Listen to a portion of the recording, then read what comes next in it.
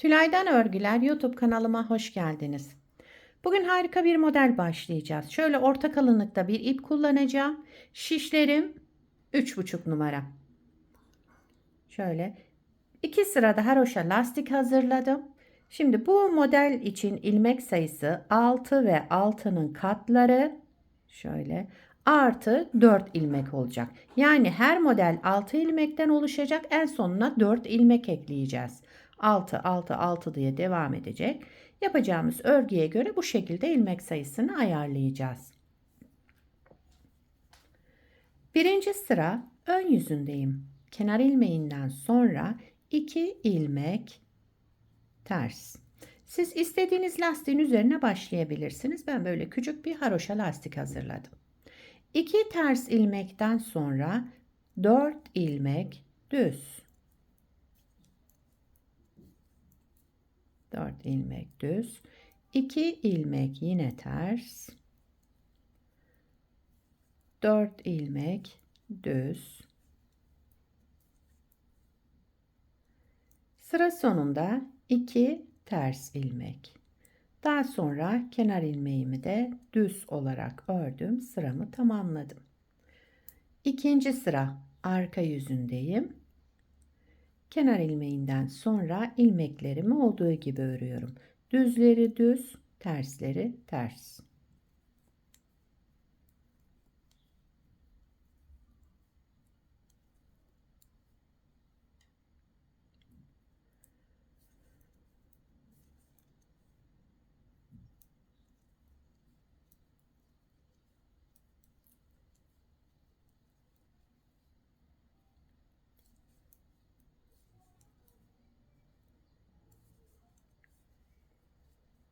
Sıramı tamamladım.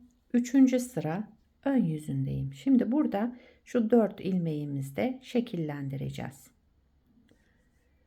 Üçüncü sıra ön yüzünde. Kenar ilmeğinden sonra 2 ilmek ters. Sıradaki 4 düze gelince önce şu 2 düzü daha önce bir artırma yapalım, bunu unutmayalım. Sıradaki 2 düzümüzü de sola doğru düz örerek kestim, tek ilmeğe düşürdüm. Benim ilmeklerimin yönü düzgün olduğu için hemen kestim. Daha sonraki 2 düz ilmeğimi de yerlerini değiştiriyorum bakın. Ve sağa doğru kestim. Devamında bir ilmek artırma yaptım.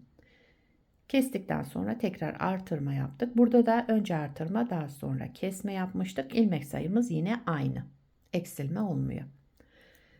Arada 2 ters ilmek.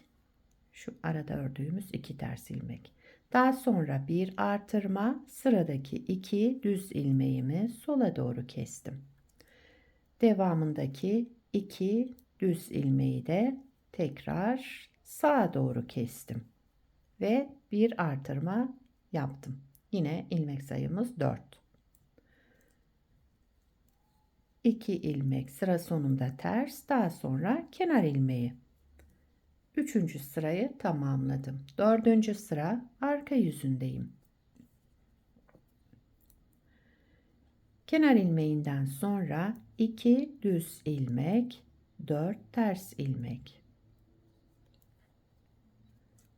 Şu artırmalarımız da ters örülüyor. Yine 2 düz, 4 ters ilmek örerek devam ediyorum. Sıra sonunda 2 düz. Daha sonra da kenar ilmeğimi yine düz olarak ördüm.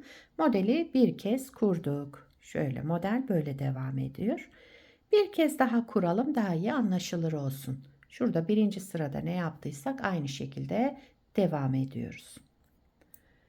Modeli tekrar kuruyorum. Birinci sıra ön yüzündeyim. Kenar ilmeğinden sonra 2 ters 4 düz. Zaten ilmeklerim belli. Düzler, tersler. Aynı şekilde örerek devam ediyorum.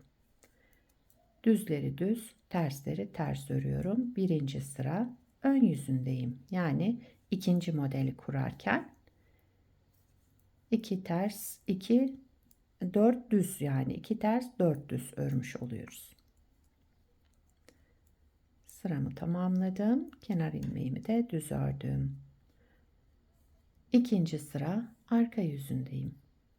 Kenar ilmeğinden sonra yine aynı şekilde düzleri düz, tersleri ters örerek devam ediyorum.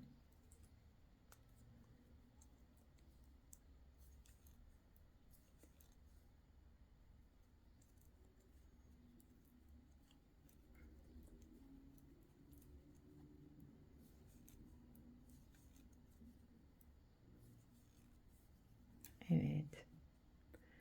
Üçüncü sıra ön yüzüne geçtim. Yine şu kesme işlemi yaptığımız yerler.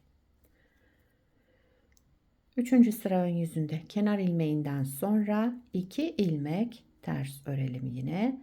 Daha sonra 4 düze gelince önce bir artırma, sıradaki 2 ilmeğimi düz örerek sola doğru kestim. Devamındaki 2 ilmeğimi de sağa doğru kestim. Daha sonra tekrar bir artırma yaptım. Yine bakın 4 ilmeğimiz oldu. 2 ters ilmek, daha sonra bir artırma, sıradaki 2 düz olan ilmeğimi sola doğru kestim. Tek ilmeğe düşürdüm. Devamındaki 2 ilmeği de sağa doğru kesiyorum. Şu şekilde sağa doğru kestim. Tekrar bir artırma yaptım ve 2 ilmek ters ördüm. Kenar ilmeğimi de düz ördüm. Dördüncü sıra arka yüzündeyim. Kenar ilmeğinden sonra ilmeklerimi olduğu gibi düzleri düz, bu diğer 4 ilmeği de ters örüyorum. Artırma yaptığım ilmekler de arka yüzünde ters olarak örelim. 2 düz 4 ters.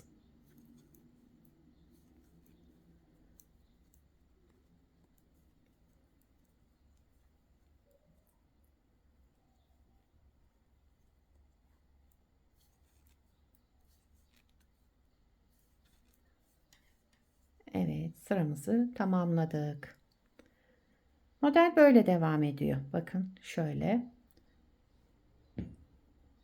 Bu da ilerlemiş hali.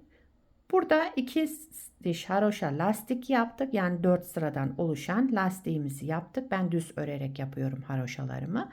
Burada da alt ipimi 2 kat başlayarak ilmek aldım. Hangisi hoşunuza giderse. Alt ipi 2 kat yaptım. İlmeklerimi çıkardım. Normal klasik ilmek çıkarma tekniği. Üzerine modelimi kurdum şöyle. Bu şekilde de yapabilirsiniz. Bakın lastik istemiyor. Kıvrılma yapmıyor. Ama istediğiniz lastiğin üzerine de yapabilirsiniz. Modelin arka yüzü de şöyle.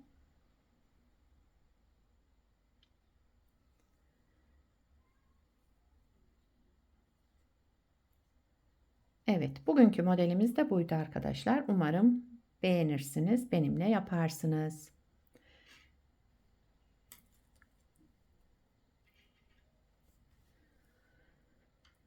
Yapacak olanlara kolay gelsin. Bir sonraki videoda görüşmek üzere. Hoşça kalın.